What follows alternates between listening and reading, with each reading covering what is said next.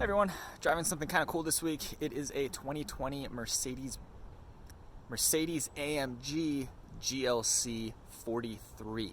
So the GLC is Mercedes' compact SUV. It would compete with vehicles like the Audi Q5 and BMW X3. There's also a GLC Coupe that would compete with other weirdo coupe compact luxury SUVs, mainly the BMW X4. This one is an AMG model. It's the lower end of two available AMGs. There is the GLC 43, which is this one, and then there is also a GLC 63. The GLC 43 uses a twin-turbo V6. The 63 uses a turbocharged V8. The way I think of these two vehicles, the GLC 43 would be a rival to the Porsche Macan S, and the GLC 63 would be a rival to the Macan Turbo. Anyway, I've got the window sticker here. This is a pretty awesome little SUV. Sticker price is $70,000 as equipped. It uses, like I mentioned, a twin-turbo V6 that puts out 385 horsepower and 384 pounds-feet of torque. The GLC 63 makes something like 470 horsepower, so you gain about 70-80 horsepower moving up from this 43 to a 63, but you're going to pay a lot more as well. This thing gets a facelift for 2020, so it's got some changes inside and out. I'm not too familiar with the previous model year GLCs, so I can really only speak to this one. I really like it. The infotainment system is great. Super high resolution screens, really great backup cameras, good 360-degree camera. And then the cool thing about this one is, despite the fact that it's not like the top dog GLC 63, you still get an adjustable suspension, a bunch of different drive modes, and an exhaust system that has two different settings, the more aggressive of which is really fun. So let's do an exterior tour, then we'll hop inside. It has red seat belts, that's also really fun. And then I've got some driving footage as well that I think matters with a vehicle like this. It's really fun to drive. So let's go. So up front you can see Mercedes' corporate grille design. This is something that came out on the AMG GT, but it's this multi-horizontal slat grille that's actually convex in shape. I think that's probably one of Mercedes' most noteworthy design elements as of late. 20-inch wheels on this thing. You've got your bi-turbo badge. That's what the Germans call a twin turbo. A little bit of chrome on the door handles. Moving around back, pretty serious diffuser down here, and here's your badging. So in previous years this would have been, like the GLC 43 AMG, but Mercedes kind of changed around their nomenclature, so now it's the Mercedes AMG GLC 43. Illinois manufacturer's plates because Mercedes maintains a marketing office in, I think, the Chicago area, but their U.S. headquarters is in Atlanta. Power tailgate, decent amount of space back here. One thing I notice on a lot of these European vehicles, you lose a lot of space in the cargo area with stuff off to the side here. So you can see the hips of the vehicle come out, to about here, but you go in the cargo area and it's somewhat limited because of these panels right here. Anyway, though, you do get a cargo cover, some tie downs back here. You can lower, it looks like, the seats. There we go. So that does the 60 side, and then you can lower the rear ride height to make it easier to load the vehicle. And then this side does the 40 side. So that's pretty cool. Adjustable suspension. You can lower the vehicle via this button right here. So say you come in, got something heavy to load in, you'd like the lift height of the vehicle to be a little lower, so you just press this button and the vehicle squats down. I've played a little bit with the adjustable suspension. It's not too significant going from the highest setting to the lowest setting. No spare tire. I half expected to see at least a patch kit, but I'm not sure what's going on there. Looks like there's a bar that would hold down a spare. Not sure. The Germans like to, as they do with everything, complicate spare tire situations in these vehicles. I do like the design of this thing. It's not anything particularly bold. I just think the proportions are nice. I really like this area. I kind of look at this as just the new sedan. Obviously, it doesn't offer much off-road capability.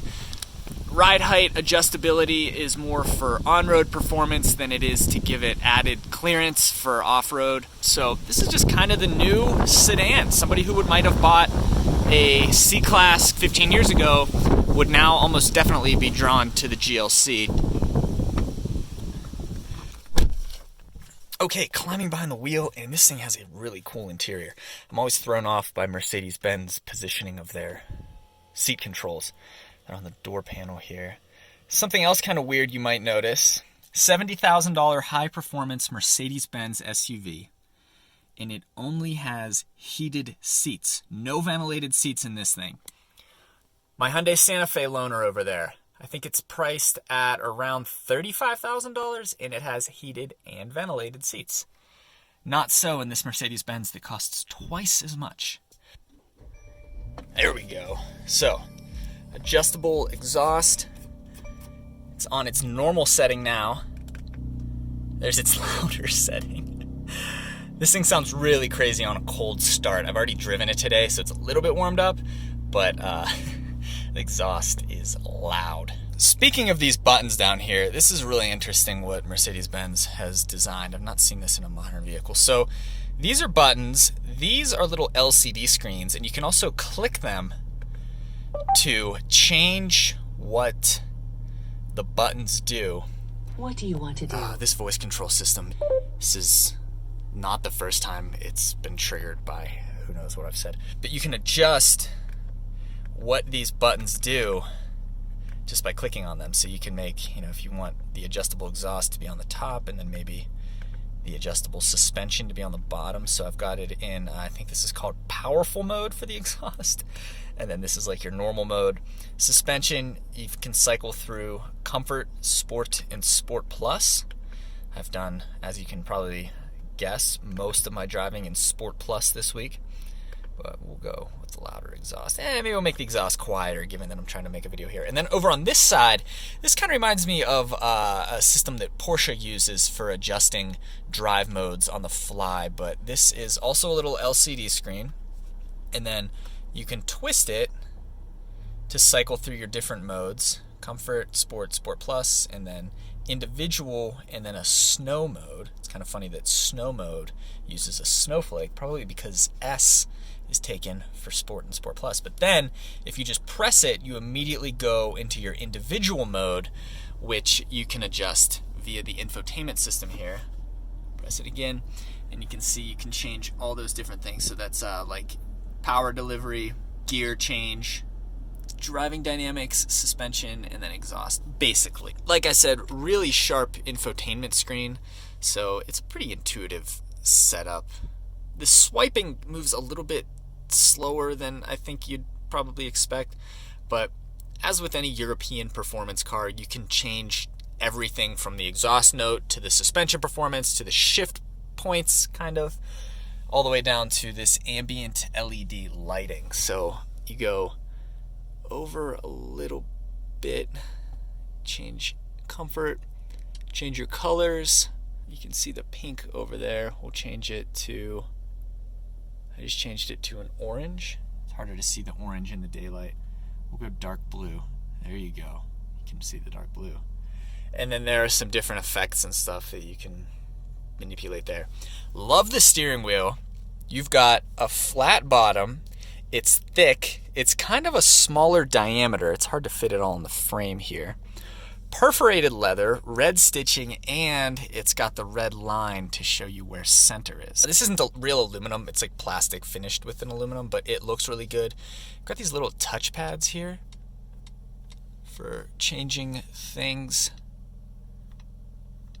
You can swipe up and down.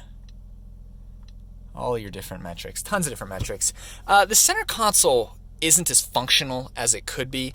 When you close this, you kind of miss out on a lot of storage space here. And I should add that there's kind of a little command center right here with a touchpad. I've just used the touch functionality. But you can change your different drive modes again down here. So you can change them via the screen, you can change them via this button on the steering wheel, and then you can change them via these buttons here. So you got modes for the transmission, so that would be manual mode, adjustable suspension, turn off stability control here. You can activate your parking camera here. Unfortunately though, what I want to see most often is this 360-degree view, and I keep having to press it on the screen to get there. But you can see it's a really high resolution, a bunch of different angles. I really appreciate that. Then you've got start, stop, on, off, and the exhaust adjuster. And then here's for adjusting your radio volume. And then right here, you can shift through your drive modes as well. Seats are nice. You got this Alcantara inside of leather, red stitching, red seat belts, which is another one of my favorite features. Pretty big panoramic sunroof. It doesn't open super wide. It comes to about, this panel here. But nice big panoramic sunroof. If you live in a really sunny environment, it's worth noting that you can't totally block out all the sun. This is just a mesh cover right here. I think that about covers the big stuff up front here.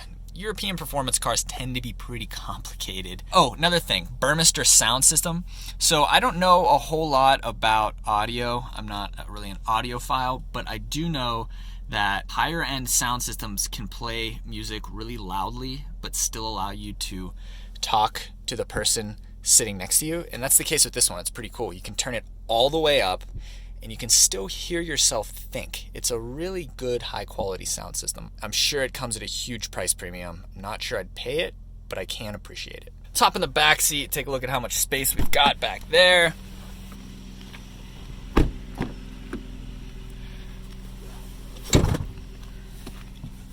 So you can see that LED lighting extends even to the backseat footwells. You can see it pretty vividly back here. So compact SUV, I'll close the door, that exhaust might be a little bit loud. Compact SUV, I'm sitting behind myself. Actually the seat's a little bit far back here. We'll hop over here. This is probably a better indicator of space, but reasonable amount of space. I think 2 passengers would be fairly comfortable back here, even for a short to medium length road trip. That said, not a lot of amenities. I mean, this could be in a Chevy Equinox. This is just cheap, hard plastic. These vents are nice, I guess. You can turn them off via this dial, and then you could easily miss it, but there is a 115 volt 2-prong outlet, and then a 12 volt outlet as well back here.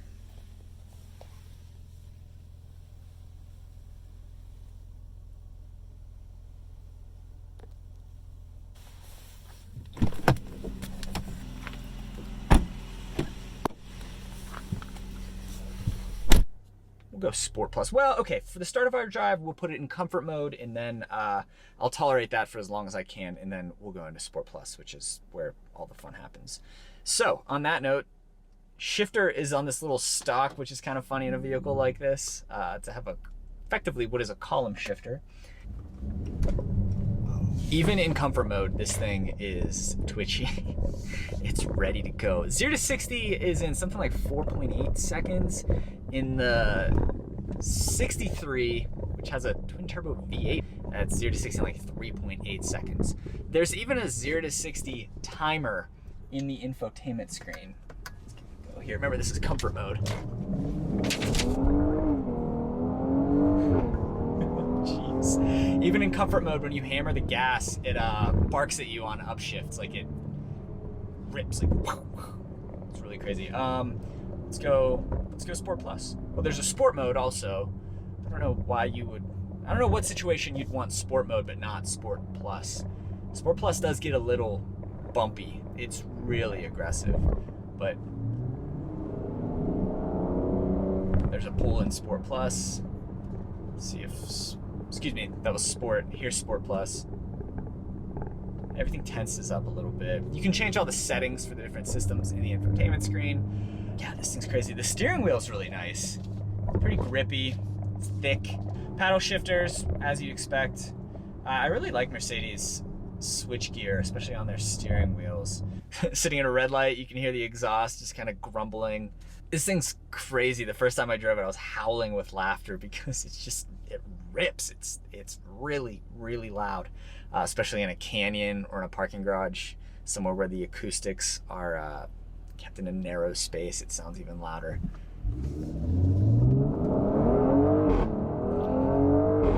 Yeah. 45 miles per hour. Put a window down so you can get another. So go down, we'll go down a second. Yeah. This thing's nuts.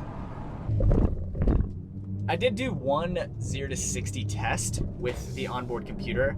It was uphill. There's really nowhere that you can do that all out, but it was uphill and it was somewhere where you could legally and safely go 60 miles per hour. So I gave it a go and I got 6.8 seconds. So usually what the factory measures as the 0 to 60 time is under like perfect conditions, like perfect temperature, perfect tires, professional driver, all that stuff. That's where they get that 4.8 second figure. But 6.8 going uphill, not bad. So we're in 8th gear right now, 9th gear right now, 4th.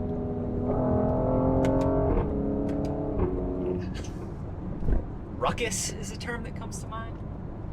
So there's a look at the GLC 43 AMG. 0 to 60 for this thing is quoted at 4.9 seconds. I'm gonna turn this exhaust off. It is loud. 0 to 60 for the GLC 63 is 3.8 seconds. 4.9 seems slow for this. The most comparable vehicle that I've had as a week-long tester to this vehicle is the Alfa Romeo Stelvio Quadrifoglio. That's more akin to a Macan Turbo or the GLC 63. That said, this vehicle, GLC 43 with its twin-turbo V6 and about 385 horsepower, felt a lot like the Stelvio Quadrifoglio. Not quite as crazy, but then again, way nicer interior, better reliability ratings, a much more sophisticated, evolved overall experience compared to the Stelvio. And this thing feels fast. It feels fast enough. I can't imagine wanting or needing more power than this. So that 0 to 60 time seems slow. The quoted time seems slow. Tons of fun. You get all these crazy features: adjustable suspension, tunable exhaust, different drive modes, LCD screens on the steering wheel, red seat belts, adjustable thigh supports, all these different toys that do serve to make this vehicle a little more exciting, a little more fun than your average compact luxury SUV.